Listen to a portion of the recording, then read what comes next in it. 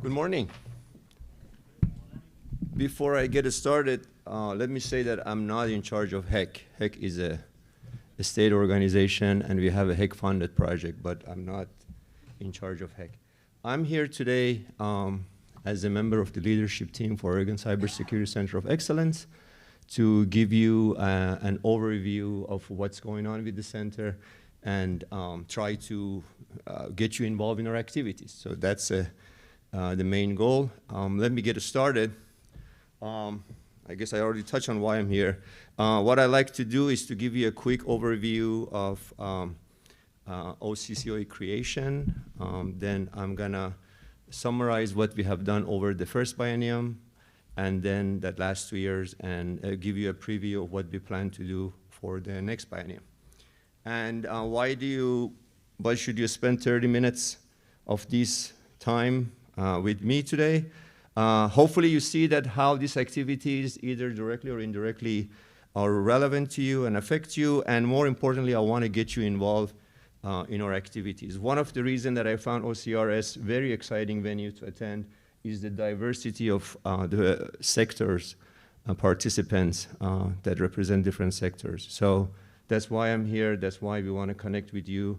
And I think OCRE, God, with all these acronyms, is a good venue to do that. Okay. Before I start this, can I see a show of hands? How many of you even know about OCCOE?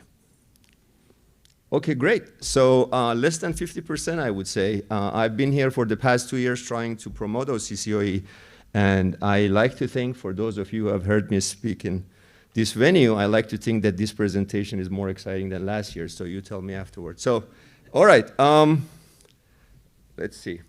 So let me give you a quick preview of how OCCOE was created. So in 2023, after several years of effort with legislature's involvement, finally in 2023, with the passing of House Bill 2049, OCCOE was created. And if you go and read the bill, the mandate was really wide. Pretty much anything you can think of about enhancing cybersecurity was in that bill. Workforce development, services, advising, outreach, awareness, and so forth. OCCOE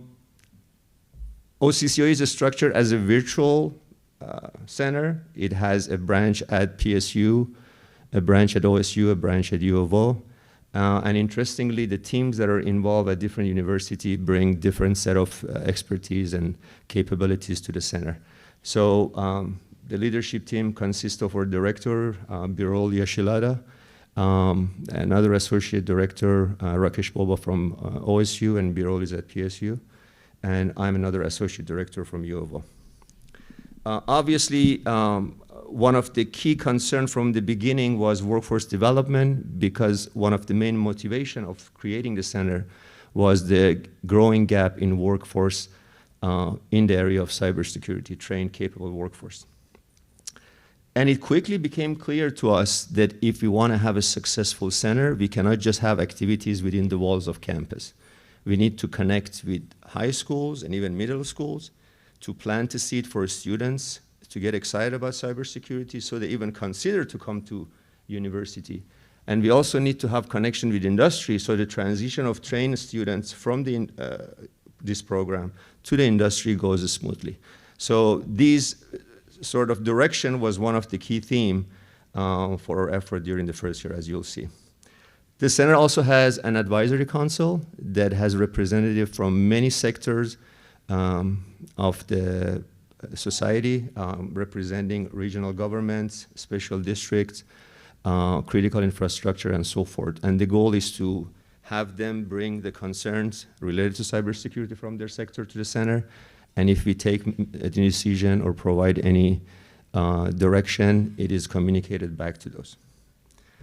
So, all right, so with this background, let me just quickly get into what we have done during the first year. Given that I only have 30 minutes, what you'll see today is just a really high-level overview of what we have done. I'm more than happy to chat with you about any of these details of any of these items afterward in the hallway. And that's why I'm here, because I want to connect with you. So one of the main area was program development. We started a bachelor's degree in cybersecurity back in 2023 at U of O. OSU has recently started a concentration in cybersecurity as a part of their bachelor's degree. And PSU has been running a successful non-credit certificate in cyber resilience for several years now. An area that became important very quickly was offering SOC services. So as you probably know, OSU has such a SOC called ORTSOC that has been operating for a few years, serving government agencies, and realizing that need, we spent most of the past year establishing such a SOC, teaching SOC, training SOC at UFO. I'll give you more information about TSOC later on. There is a lot of research going on related to cybersecurity at 3 organizations. PSU has a lot of activities related to policy as it relates to cybersecurity. OSU has lots of activities related to system security, hardware security, and so forth. And here at U of O, we are working on network security and system security. So there are a ton of research related to this. As a teaser, I selfishly included one of my own projects where we are using AI models to pair them with data plane telemetry and detect DDoS attacks at the edge of the network at a scale. Happy to talk to you and point you to the right paper if anyone is interested. As I mentioned, connecting to folks outside the university was a goal all along, and we have started lots of outreach activities. Again, we have had summer cyber camp for high school students, a week-long camp at no cost for the past several years, and over the years we expanded the number of location and capacity of those camps. We have a project that is funded by the HEC, and this is called, the title is Nurturing Inclusive Cybersecurity Education, and the acronym is NICE. With the funding from the HEC, we actually have a bunch of initiatives that I'm summarizing here. We have had a workshop for high school teachers to train them to teach a particular curriculum at their high school for a cybersecurity class. This is an NSA approved curriculum. OSU has started a similar training for middle school teachers to try to give them the training so they can engage with their students around this topic. We have a team that goes and visits high schools and engage with the students through some exercises and various activities to intrigue them, engage them in the topic of cybersecurity, say they don't even know that this is something that they want to pursue. They don't know about the topic, and as a result, they may not consider it. We talk about the fact that this is aligned with their values, why it impacts them, why it's a good career, and so forth, to get them excited about this. If there is anyone from high schools here that is interested to be part of it, I'm happy to chat with you. We also learned from teachers, high school teachers, that many students don't really have a sense of belonging as it comes to a college path, college study, as well as cybersecurity. And they cannot even afford to come to campus tours to get a sense of how, the experience is. So we arrange for transportation and offer them a customized campus tour. So they come here, we connect them with different organizations on campus, we show them our facilities, and try to get them excited and create a sense of belonging. Let's see, there is another HEC-funded project at PSU when they try to partner with Cisco, and through that partnership offer training in the area of cybersecurity for tribal communities. Through the process, we have built connections with different industry partners. We have joined Fortinet's Academic Partner Program, and through which we get access to some of their training that we want to make available to the rest of the community. And we also get resources from them, which is really valuable in an environment that everybody is concerned about budget. PSU has partnered with Cisco for their project to serve tribal communities. There is some information about the impact of these activities at OCC.org. I encourage you to go check them out, because I'm not going to get into numbers of how many of each one of these activities we have done. So, all right, so that was a quick overview of some of the things we have done during the first year. And I admit here and confess here that my list is somewhat biased towards things we have done at U of O, because I'm here. If my PSU colleague was here, maybe they would have talked more about PSU activities. So, but let me tell you quickly about our activity for the second biennium. We're going to continue on workforce development. As Jose mentioned, we now have a master's degree in cybersecurity that is in review process. OSU has a similar program. What is really interesting about our master's degree is the way it incorporates a co-op element in it, and I'll talk about that in a minute. But this is exactly an opportunity for industry partners and organizations to be the partner for that program. I'll get into that in a few minutes. We are exploring, now that we have a critical core for cybersecurity, we are exploring interdisciplinary extension of our program. So we are talking of different relevant units on campus, such as law school, School of Public Policy, business, psychology, to see how we could engage them in this topic and have them offer one class, maybe two classes that is relevant to this topic. So we go in this direction and expand our activity. PSU is expanding their non-credit certificates, and the goal is to serve all 9 tribal communities, basically building on what they have done in the past. I should have said at the beginning, the main theme, the main strategy for the second year is, now that we have built the infrastructure, we have built the partnership, we know a good number of stakeholders across the state, how can we do things better at the larger scale and have new initiatives? That's the high-level strategy. The 2 SOC that I mentioned, we are expanding both of them, both with respect to number of services, number of clients we can serve, and most importantly, number of students that can go and use this facility. I think I should have been more clear about this. The main purpose of this SOC is not only to provide service, which is much needed right now, but it's also providing hands-on training, experiential learning training to our students as a part of their degree here. So it's a win-win opportunity. You provide a service, you provide a valuable training. By the time those students have graduated, they already have hundreds of hours of experience working in a SOC. We are working in an exciting idea we call the Living Lab, and that is focusing on the idea of incorporating AI with cybersecurity. This is an area that industry works on a lot of cool ideas that nobody knows how they work. It's just all proprietary. Research community works on lots of cool ideas that they publish, but nobody knows if they're practical or not. And the students are sitting in between, don't know where the training about these new cool ideas come from.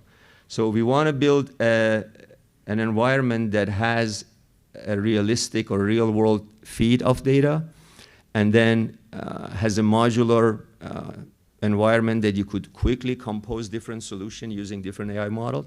And that would be a sandbox for researchers and for industry to collaborate on these ideas and hopefully have a better mutual understanding of how these cool ideas work. And as they mature up, we transition them to a training material for students. So this would be a way to bridge the gap between industry and research, we think, and we are working to create that. Cybersecurity assessment is a need that we have been told multiple times across the state is needed by different officials.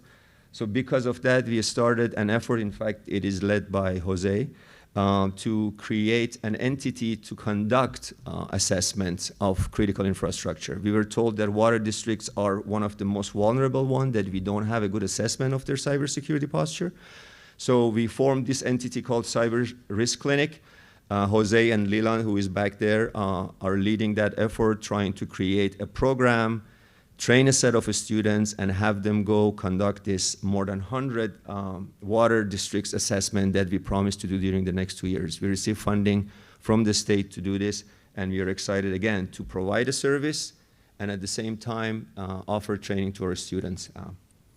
OSU is taking on a similar project. Seeing us doing this, they have to keep up, so they're doing that too. And there is funding from the center for them to do more than 100 assessment. Again, if you think about it, 200 assessment is just peanuts given thousands and thousands of entities that need to be assessed. We also heard that awareness is an issue. I think I heard one of the previous speaker also mention that. So we want to presentation and training for different sectors of the society.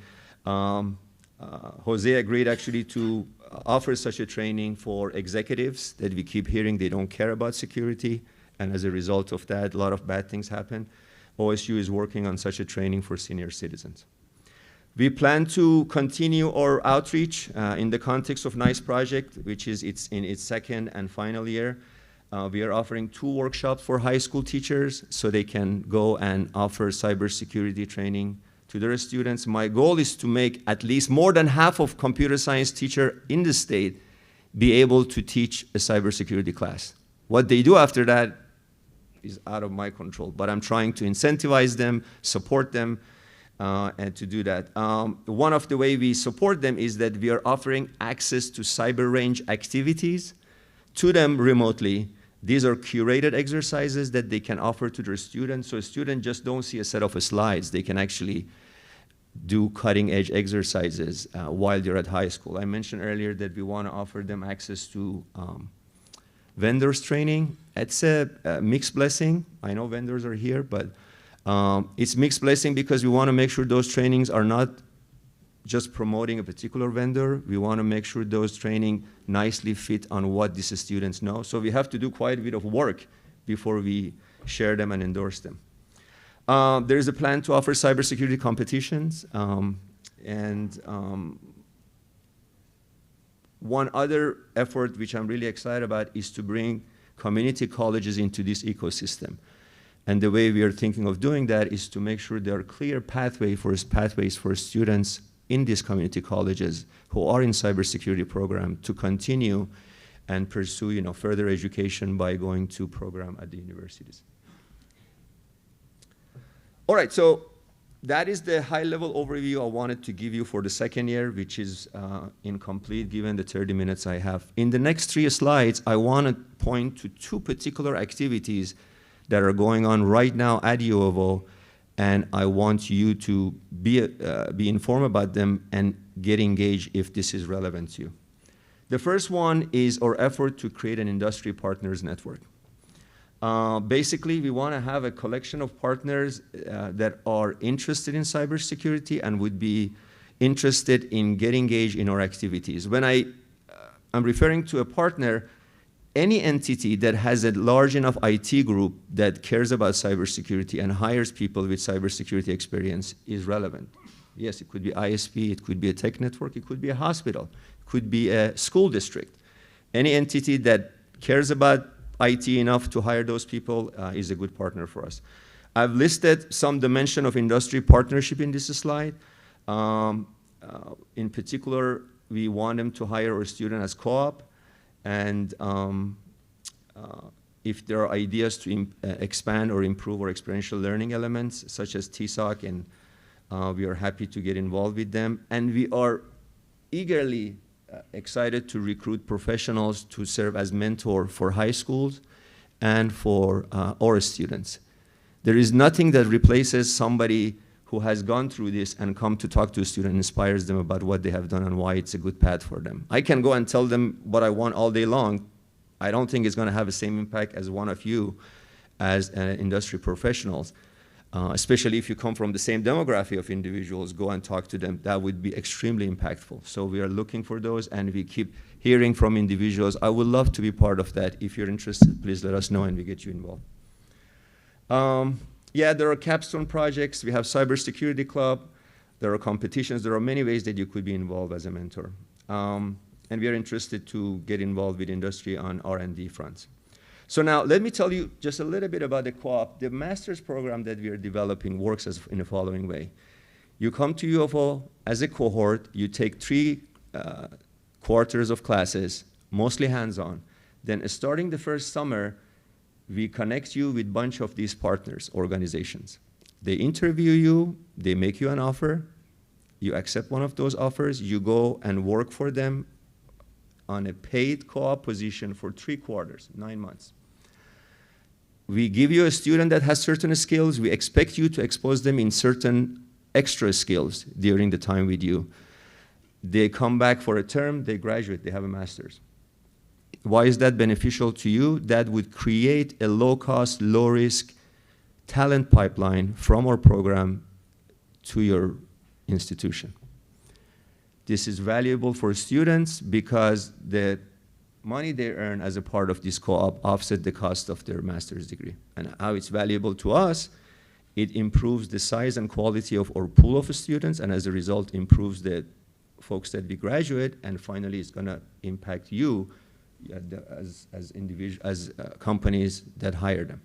So I think it's a win-win-win proposition. We are excited to identify our partners as we start this master's program next fall, a year from now.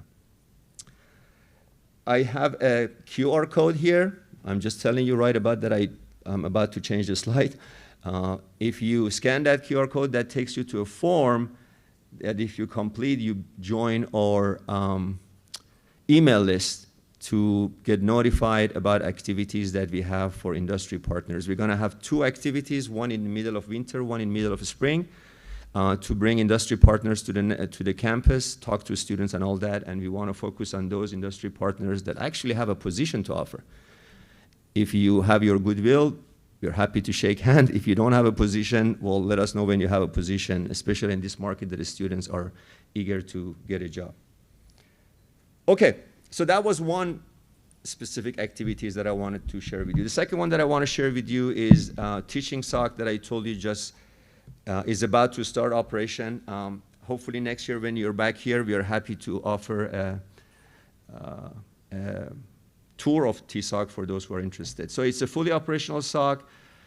We have dedicated engineers who are managing the SOC, and then at the same time, it provides hands-on exercise and experience for our students who are taking a class and get direct experience.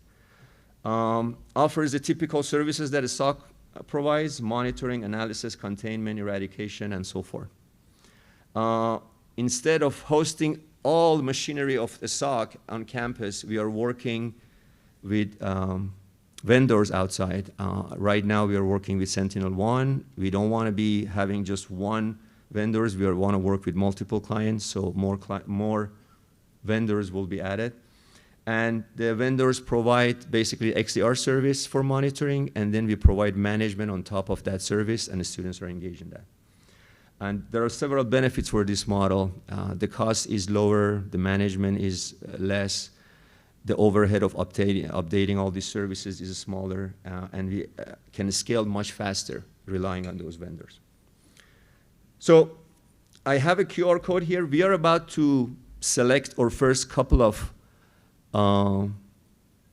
clients. We call them partners. The services that TSOC is offered right now are at no cost because the state basically provides funding for us.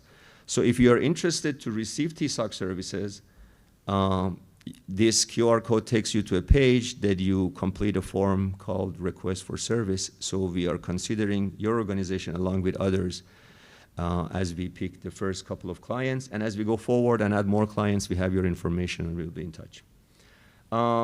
Again, this slide shares core services that we provide that I'm sure you have seen in the context of other SOCs. And I mentioned that we are creating this living lab combination of AI and cybersecurity services, a sandbox that you could try different things and for industry and research community to interact. More information about TSOC is at tsoc.uoregon.edu. This is a website that is evolving, so if you look at it today and look at it a week from now, it's going to look different. Don't be surprised.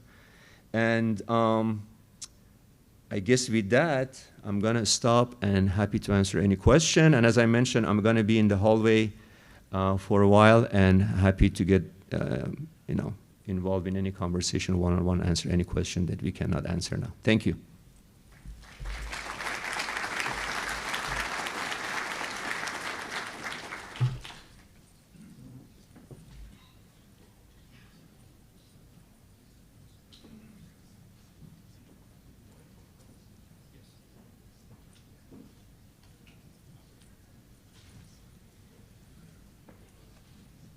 It seems that I finished early to leave time for no question because everything was clear.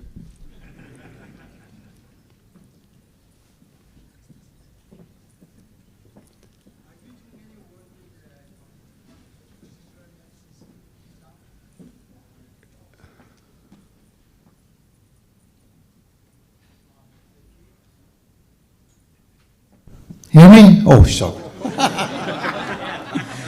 Okay, I'll take it back. Are you doing any work with the community colleges, particularly LCC? LCC is on top of the list for the community colleges that we want to connect to. The fact that it has not happened, and I admittedly, as I confessed earlier, this is an exciting element, but has not happened. It was just a lack of bandwidth to get it done. But LCC is our backyard, is the most natural partner for us to work with, and they already have a cybersecurity. And we have had, traditionally we have had partnership with LCC. So, and I know you, and you're at LCC, that's yet another reason. So yes, LCC is one of the first. Yeah. Actually, they contacted us, they indicated interest. Them and Mount Hood Community College are two that contacted us. So yeah. They are also developing bachelor degree program. We already offer for business school. I think they are working on the computer science too, maybe focusing on cybersecurity. I think that's another angle we can work together. So if when the student come here for their masters, they have all the prerequisites. That's exactly what I meant by having pathways that make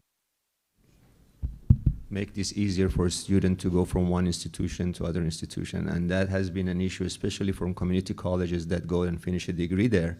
And then when they want to come to the university, they don't get many credit for classes they took at the community college. And that makes it a really difficult proposition for them now to spend a lot more credits and money to finish the degree and not getting 2 years of credit. So those are some of the issues we want to sort out. And honestly, it probably requires some adjustment from us and some adjustment by them. And then the question is, can we make those adjustments? So that's kind of the hard part of it that I'm putting out, not just focusing on the, easy. I'll be happy to help out with that. Yeah. Thank you. Thank you. Yeah, it's off, I think.